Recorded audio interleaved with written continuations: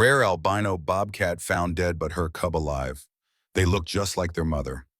Every morning, Arlen Westcott, a widowed old man, poured food for Birch as usual. The gray and white tabby American's short hair. That morning, he discovered one of Ellie's old cassette tapes. He sat quietly, fingers turning the worn plastic and pressed play. A wild growl emerged, a sound Ellie had recorded during her final field expedition. Outside, Birch's ears shot up. In the silence, a distant answering cry drifted from the Stanislaus forest. A raspy, metallic keen, like iron grinding against iron. Broken, weak, yet full of urgency. Birch froze, eyes locked on the tree line. Arlen's hand stilled. At 71, Arlen had heard every voice the forest carried, but this sound held a tone he could not name. He grabbed the wooden cane by the door, ignored the pain flaring in his knee, and slowly stepped onto the porch. He followed the sound. The morning air bit at his face. Arlen's cane sank into soft earth. His knee protested with each uneven step. A sharp reminder of the surgery 2 years ago that had only partially worked. He pressed on. Among damp leaves, he found tragedy. A white albino bobcat lay dead, her body already stiff, and beside her, a tiny bobcat cub, identical in color. When she lifted her head, Arlen froze. Ice blue eyes stared back at him, empty and bewildered. Her pure white fur glowed helplessly against the dark earth. He stood there, cane gripped in both hands, looking at that brightness against the shadows of the forest floor. That coat would catch every ray of sunlight, every predator's eye, every hunter's attention. He knelt, his knee screaming its objection. The movement was slow, deliberate. His free hand reached toward the cub but stopped halfway. She was so small she could fit in his jacket pocket. Her ribs showed through her fur. Her breathing came shallow and quick. The mother bobcat bore scratches along her flank. Dried blood matted the fur around her muzzle. Whatever had killed her had been a fight, not a quick death. Arlen pulled off his jacket. The cold hit him immediately, but he ignored it. He wrapped the cub in Ellie's old wool scarf that he always kept in the pocket, the green and gray one she had worn on her last field expedition. The cub made no sound, did not struggle, simply stared at him with those pale eyes. "I've got you," he whispered. Arlen carried the cub home. Each step sent pain through his knee, but he did not stop. Could not stop. The small body in his arms felt cold even through the layers of fabric. Back at the cabin, beneath the dim yellow light of the kitchen, he unwrapped the cub slowly. Birch jumped onto the counter, watching. Arlen looked from the cub to Birch, then back again. Their coloring matched, gray and white. The cub's fur was pure white, yes, but it held the same quality as Birch's coat. That particular shade that caught light in the same way. Arlen's hands stilled on the scarf. His eyes moved from one cat to the other. Birch had appeared on their porch 7 years ago, a stray that Ellie had taken in immediately. Had that been chance, or had something larger been at work? Preparing for this moment, he shook his head. Foolish thoughts, but his hands remained still. Holding the thought a moment longer before he set the cub down on the kitchen table. He would name her Solace. Solace's coat matched Birch's in color, but where Birch was soft as silk, Solace's coat was coarse, thick with resin and wilderness. When Arlen reached out to stroke her head, to offer comfort the way he would to any suffering creature, Solace pulled back, her small mouth opened. She nipped his arthritic knuckle, not deep, but deliberate, a warning. Arlen winced, drew his hand back. He met Solace's frozen blue gaze and held it. Where Birch would press his head into Arlene's palm, purring, seeking warmth and comfort, this creature offered only distance. Her body remained tense, ready to flee or fight despite her weakness. Arlen nodded slowly. He understood. He became careful. He found the old kitten's supplies in the cabinet under the sink. Things left over from when they had raised barn cats decades ago. The bottle, the milk replacer, the heating pad. He prepared everything with slow, methodical movements, checking the temperature of the milk on his wrist. Arlen wrapped Solace in a towel, held her firmly but gently. She struggled. He waited. Eventually, she tired enough that he could work the nipple into her mouth. She fought it for several seconds. Then instinct took over. She began to suckle. He fed her 2 ounces. When she finished, he placed her in a cardboard box lined with old towels. She circled twice, like a book making a bed, then collapsed into sleep. Birch jumped down from the counter and approached the box. He sniffed Solace's sleeping form, then settled beside the box, assuming a position Arlene recognized. Guard duty. That night, Arlen set his alarm for 2 hours. When it rang, he dragged himself from bed, prepared another bottle, and fed Solace in the dark kitchen. She fought less this time. By the third feeding at 4 in the morning, she latched on immediately. Her breathing concerned him. It rattled in her chest, wet and rough. He wrapped hot water bottles in towels and placed them around her box, creating a nest of warmth. He checked on her every hour, even when it was not feeding time, placing his hand near her nose to feel the breath, watching the rise and fall of her tiny ribcage. By dawn, her breathing had smoothed. The rattle was gone. She had survived the worst of it. Over the next week, Solace grew stronger. Arlen knew she could not stay in the house. She needed space. She needed to remain wild. He spent 2 days building an enclosure beneath the old ponderosa pine that stood 20 feet from the back porch. He measured carefully. He dug the fencing a foot into the ground, his back aching with each shovelful of earth removed. Inside, he placed logs he had collected from the forest, arranging them at different heights for climbing, a sheltered area made from plywood for sleeping, a large rock for sharpening claws, a water dish weighted with stones so it could not tip. When Solace could walk without wobbling, when she could stand and turn without falling. He moved her outside. Then she began to explore. That afternoon, Arlen went back inside and retrieved the cardboard box that held Ellie's field equipment. He sorted through the cassette tapes until he found the ones labeled in Ellie's neat handwriting. Bobcat, Bobcat, Cougar. He took the Bobcat tapes. At feeding time, he brought the portable cassette player outside and set it near the enclosure. He poured Solace's food into her dish, a mixture of kitten formula and small pieces of raw chicken. Then he pressed play on the cassette. Static crackled. Then the territorial yowl of an adult bobcat emerged, deep and resonant, recorded years ago in this same forest. Solace's head jerked up. She abandoned her food immediately and stared at the player, her ears swiveled, tracking the sound with precision, her mouth open swiftly. When the call ended, she made a small chirping sound, high-pitched and questioning, the noise young cats make to call their mothers. No answer came from the player. Solace waited, completely still, for several minutes. Her eyes remained fixed on the device. Finally, she returned to her food, but she kept glancing back at the player between bites. Arlen played the tapes every evening after that. Sometimes Solace would stop eating entirely and simply listen. Her eyes half closed, her body relaxed in a way he never saw at any other time. Sometimes she would pace the enclosure while the calls played, moving back and forth along the fence line.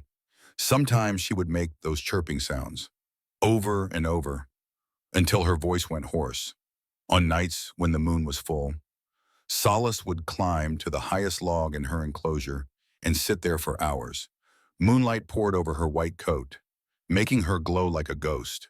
She would stare toward the dark line of trees beyond Arlene's property and make soft sounds. Not chirps, not calls, something between a purr and a song. A sound Arlene had never heard from any cat before. He watched from the kitchen window, his coffee growing cold in his hand. She was longing for something, a place she had never been, a life she had been born for but never experienced. Each morning brought a ritual that Arlene came to expect. Birch would appear on the back porch just after sunrise, positioning himself in the rectangle where the morning sun hit the weathered boards. He would begin his grooming routine, licking his right paw, running it over his right ear, smoothing his whiskers, then the left paw, the left ear. His movements were precise, practiced. The routine of a cat who had done this 10,000 times from inside her enclosure. Solace would stop whatever she was doing. She would approach the fence closest to the porch and sit, her blue eyes fixed on Birch. She would watch every movement he made, her head tilting slightly, her ears forward. Then she would try to copy him. She would lift her own paw and lick it, then swipe at her ear.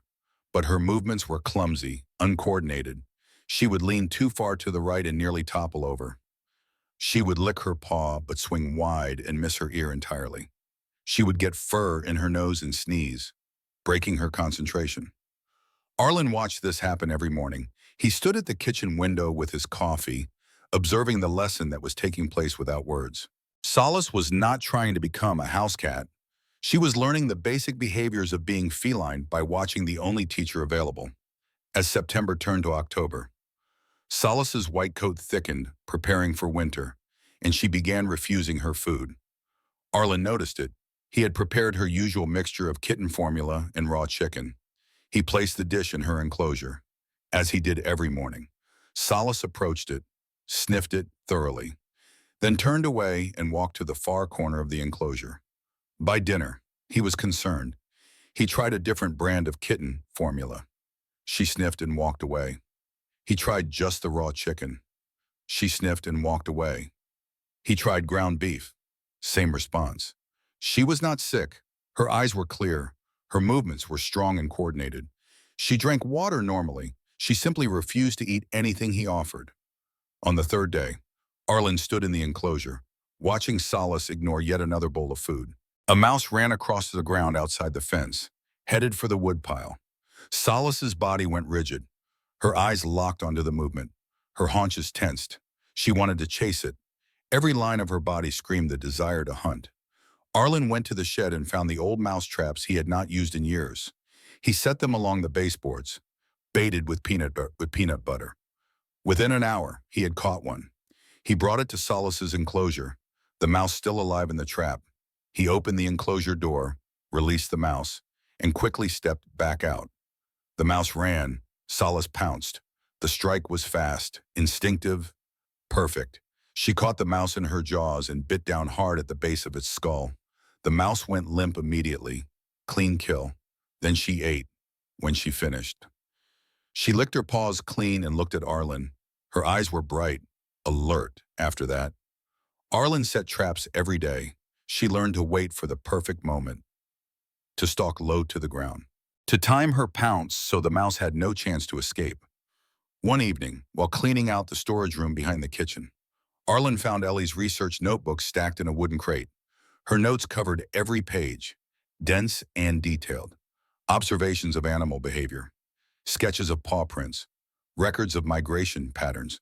He read through notebook after notebook. In the fifth notebook, he found an entry dated 15 years earlier. Observed white bobcat today, adult male, approximately 3 years old. The albino coloration is beautiful but fatal in open territory. White bobcats are genetic rarities. In nature, they need dense forest cover and cliff areas where they can hunt from above and remain unseen.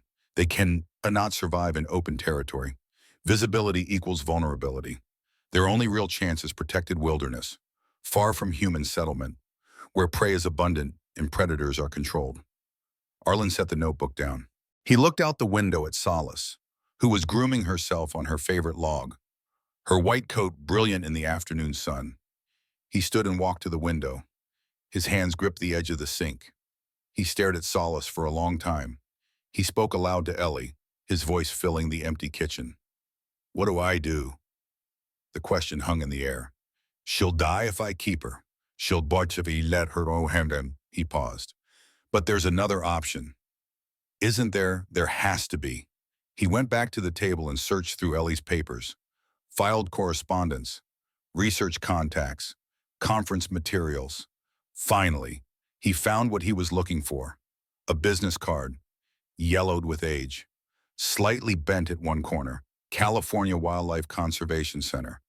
Below the name, a phone number, and below that, a handwritten note in Ellie's script, Dr. Sarah Mitchell, Bobcat Specialist. Good people.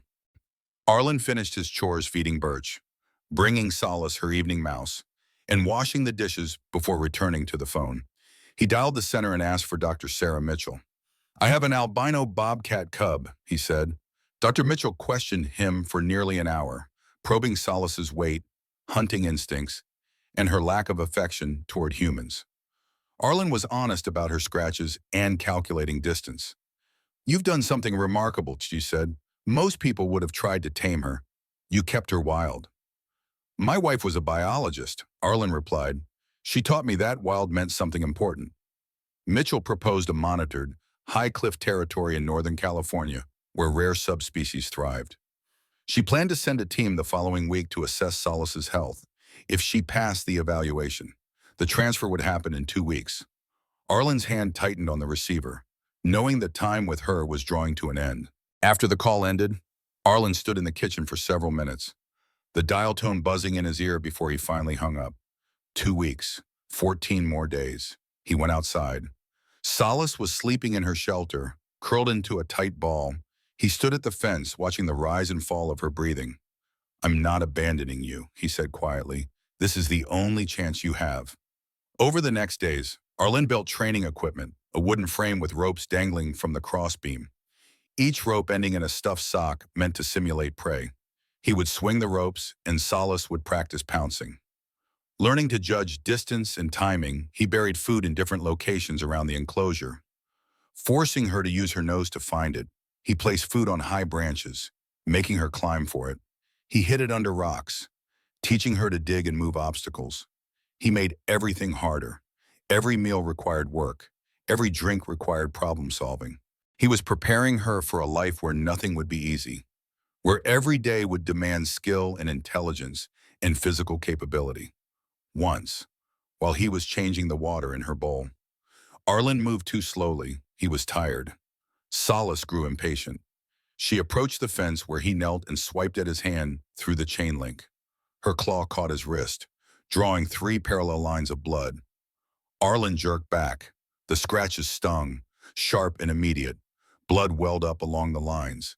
He looked at his wrist, then at Solace, who had already retreated to the far corner of the enclosure, her ears flat against her head. He stood slowly, walked to the outdoor faucet, washed the blood away under cold water. The scratches were superficial, barely breaking the skin, but they were clear and deliberate. He returned to the enclosure. Solace watched him from her corner, tense and ready to run. Good, he said quietly. You need those claws sharp. You need to know how to use them. He paused. Just learn when not to. He finished his work quickly and left her alone. If she became too comfortable with humans, too tame, she would approach the wrong person someday. Better that she kept her item, better that she kept her wariness. It would save her life. The following Tuesday, Dr. Sarah Mitchell and her assistant, Marcus, arrived at Arlene's. Hearing the engine, Solace instantly vanished into the shadows of her shelter. Dr. Mitchell kept a respectful distance, observing the specialized climbing structures and training equipment Arlen had built. Tell me her routine, she said.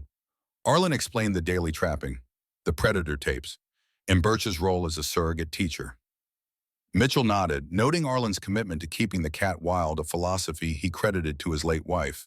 When Marcus used a mirror pole to check the shelter, a sharp, healthy hiss erupted from the darkness. To test her hunting drive, Arlen released a live mouse. Solace emerged as a white blur, dispatching the prey with a clinical bite to the skull before dragging it back into the dark. Perfect, Mitchell noted. Her technique is solid. After a thorough checklist on her behavior and health, Mitchell confirmed the placement, a protected valley in the Klamath region. We'd like to transfer her in 2 weeks, she said. The older and stronger she is, the better her odds. Arlen nodded slowly, the weight of the final 14 days settling over him. After they left, he stood by the enclosure for a long time. Eventually, Solace emerged from her shelter. She climbed to her favorite perch on the highest log and looked at him with those ice-blue eyes. He opened his mouth to speak, then closed it. What could he say? That he was sorry, that he wished things were different, that he would keep her if he could. None of that mattered. What mattered was giving her the only real chance she had. He turned and went inside. Over those 2 weeks, Arlen kept a detailed journal. He used one of Ellie's blank notebooks, writing in careful script that his arthritic hands made difficult. Each entry documented Solace's progress, noting every successful hunt, every new skill, every moment that showed she was ready. Day 1, Solace caught and killed mouse within 30 seconds of release, consumed entire prey including bones. Hunting instincts remained strong. Day 3, Solace successfully climbed to top of 8-foot fence and balanced there. Jumped down without hesitation. No sign of fear or injury. Day 5, Solace observed Birch stalking a bird outside the enclosure. After Birch left, Solace practiced the same crouch and stalk pattern. Learning through observation continues. Day 7, Solace refused food until evening. Finally ate when presented with 2 mice. Maintaining healthy appetite but showing increasing selectivity. Good sign of developing preferences. Day 9, Solace caught 2 mice in succession without pause between kills. Hunting efficiency improving. No wasted motion. Each entry marked progress. Each entry marked Arlen stepping back, giving her less assistance, forcing her to rely on her own instincts and skills. On day 12, something changed. Birch was on the porch with his old yarn ball, the one Ellie had made for him 7 years ago from leftover knitting wool. He batted it across the weathered boards, chasing it back and forth, playing the way cats do when they are alone and unself-conscious. Solace was on her perch, watching. She observed Birch for several minutes. Then she jumped down and approached the fence. She positioned herself at the point closest to the porch and stared directly at Birch. Then she made a sound, not a meow, not a hiss, a chuff, a short, sharp vocalization that came from deep in her chest. The sound bobcat kittens make when calling their mothers. Arlen had heard it on Ellie's tapes 100 times. Birch stopped playing. He looked at Solace for a long moment, the yarn ball forgotten at his feet. His tail stopped moving. His ears came forward. Then he picked up the yarn ball in his mouth, turned deliberately away from Solace, and walked around the corner of the house, disappearing from view. Solace remained at the fence, staring at the empty space where Birch had been. She made the chuffing sound again. Softer. Questioning. No response came. She waited there for nearly 10 minutes before finally retreating to her shelter. Arlen had watched the entire exchange from the kitchen window. He understood what he had witnessed. Solace had just acknowledged Birch as mother, using the only word she knew for that relationship, and Birch had responded by leaving, teaching her the final and hardest lesson. You are not one of us. You do not belong here. You must go to where you do belong. The cat had known all along what his role was, to show Solace how to be feline while making sure she never forgot she was wild. On the morning of transfer day, Arlen woke before dawn. He had barely slept, drifting in and out of consciousness, checking the clock every hour. At 5:30, he gave up and got out of bed. He made coffee, fed Birch, who ate quickly and then went to the back porch. The cat positioned himself in his usual spot, but facing the driveway instead of the forest. Sentinel duty at 8 o'clock. The white van returned. Dr. Mitchell and Marcus brought a large transport crate, heavy-duty plastic with ventilation holes on all sides and a wire door at one end. Arlen expected a struggle.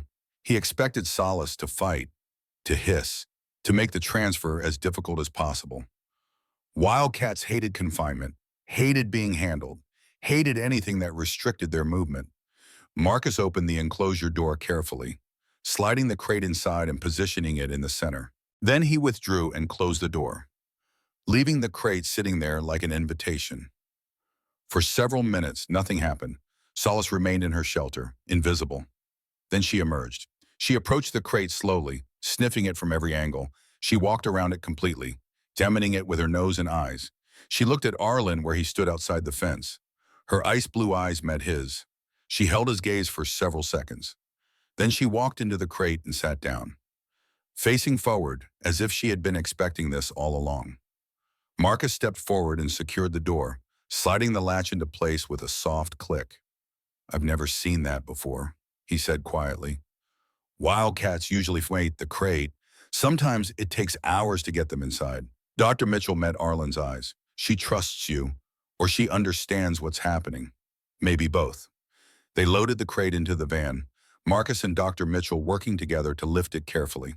Birch remained on the porch, completely still, watching every movement. Before they closed the van's back doors, Arlen walked over. He knelt beside the crate, his knee protesting the movement.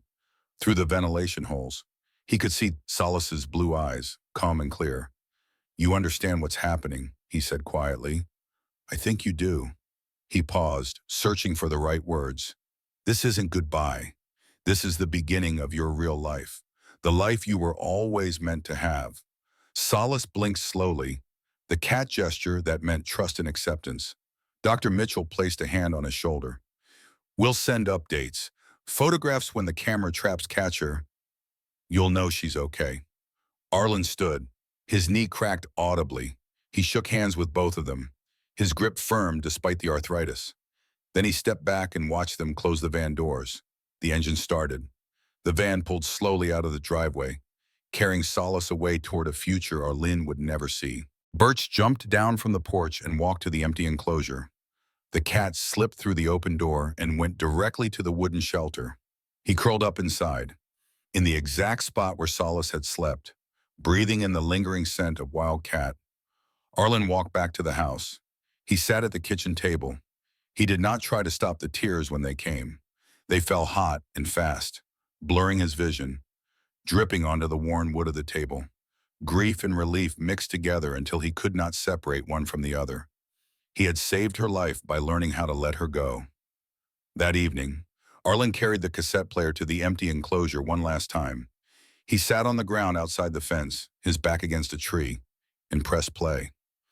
Ellie's tape crackled to life. The bobcat's growl echoed through the clearing, bouncing off the trees, filling the space where Solace had lived for 3 months.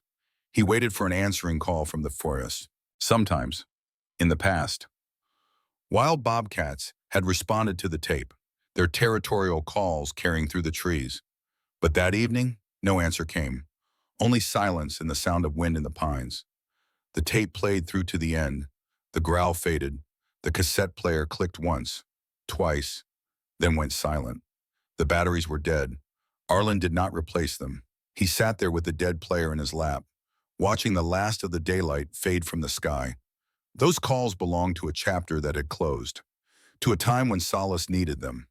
Now she was gone, heading toward real wilderness, real calls, real life. He carried the player inside and placed it on the shelf in the hall closet, next to Ellie's other field equipment. Over the next weeks, Birch continued his ritual. Every night at dusk, the cat would slip into the empty enclosure and sleep in the wooden shelter, curled in the spot where Solace had rested. He would wake in the early morning and return to the house for breakfast, then spend his day doing normal cat things. But when evening came, he would return to the enclosure, faithful to his duty even though the one he guarded was gone. Arlen left the enclosure as it was, the logs, the rocks, the shelter. He could not bring himself to dismantle it. Some nights he would stand at the kitchen window and watch Birch sleeping in there, a gray and white shape in the darkness, keeping vigil over an empty space. October passed, November arrived with cold winds and early snow. The forest transformed, branches going bare, the ground hardening. Arlen settled into the rhythms of winter, feeding Birch, keeping the fire going. Reading Ellie's notebooks in the evenings, 2 months after Solace left, on a gray December morning, a package arrived. The mail carrier knocked on the door, which was unusual. Usually she just left packages on the porch, but this one required a signature. Arlen signed the electronic pad she held out. She handed him a flat package, about the size of a book, wrapped in brown paper. He carried it inside and set it on the kitchen table. The return address was the California Wildlife Conservation Center. His hands shook slightly as he opened it. Inside was a letter on official letterhead, typed in professional font. He read it slowly, his eyes moving across each line with deliberate attention. Solace had adapted well to the protected valley. The transition period had been smooth. She had been released into a section of dense forest near cliff faces where her white coloration blended with granite and seasonal snow. Initial monitoring showed successful hunting behavior. She had established a territory in the northeast quadrant of the valley, claiming a range of approximately 3 square miles. Camera traps had captured her on multiple occasions, showing healthy weight gain and normal behavior patterns. All indicators suggested successful adaptation. Arlen read the letter 3 times. Each time, his vision blurred slightly on certain words. Successful, healthy, adapted. Also in the package was a keychain, clear acrylic, circular, about the size of a silver dollar. Inside the clear plastic was a photograph. Solace sat on a rock outcropping, her body positioned in perfect profile. She had grown significantly, now nearly full adult size. Her white coat was thick and lustrous, catching sunlight in a way that made her seem to glow. But what caught Arlene's attention were her eyes. They were no longer the ice blue of a kitten. They had changed to the golden amber of an adult bobcat, burning with intelligence and awareness. She looked powerful, muscular, complete, wild in a way she never could have been in a 10-foot enclosure behind his house. Arlen set the keychain on the table. His vision blurred again. He wiped his eyes with the back of his hand. Birch jumped onto the table and approached the keychain.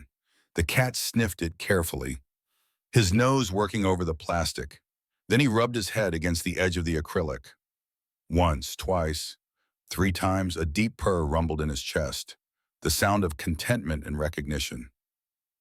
That afternoon, Arlen put on his heavy coat and walked into the forest. The ground was hard with frost. His breath came out in white clouds. He moved slowly, his cane finding purchase on the icy earth. He found the clearing where he had discovered Solace and her dead mother 5 months earlier. The transformation was complete. The blood was gone, absorbed into the earth or washed away by rain. New grass had grown during the autumn, thick and green, now dormant for winter. Fallen leaves covered everything in a thick brown carpet. Pine needles formed a second layer on top. Nature had erased the evidence of tragedy, leaving no trace of the struggle, no sign that death had occurred here. Arlen stood at the spot where the white bobcat had died defending her cub. He leaned against a ponderosa pine, its bark rough and solid under his palm, anchoring him. He spoke into the wind, his voice barely audible over the breeze moving through the branches. "You didn't survive because I held you close. Solace." He paused. "You survived because I learned how to let you go." The words felt true, final. They carried weight and truth and the kind of painful wisdom that only comes from difficult choices. He stood there for several more minutes, letting the cold seep into his bones, feeling the forest breathe around him. Then he turned and walked home. That evening, back at the cabin, Arlen sat at the kitchen table with one of Ellie's old notebooks. He opened it to a blank page near the back, smoothed the yellowed paper with his palm, and picked up a pen. His hands shook slightly, the tremor that had gotten worse over the past year. But he wrote carefully, forming each letter with deliberate precision. To protect a life that is different is not to cage it in within our fears, but to provide a sky wide enough for its own light to burn free. He set down the pen, read the words once more, then closed the notebook and placed it beside the photograph of Solace. Outside, a mountain breeze swept through the pines, carrying the scent of wild places, of freedom, of vast spaces where white cats could run beneath the moon without fear. The wind rattled the window slightly, pressed against the walls of the cabin, reminded him that wilderness existed just beyond these thin barriers. Birch jumped onto the table and settled beside the keychain, his gray and white fur soft in the lamplight. The cat purred, a low rumble of contentment that filled the quiet kitchen. Every rescue begins with a heartbeat that refuses to give up. We're grateful you chose to listen to this one. If you'd like to hear more stories like this, a simple like or subscribe means the world to us.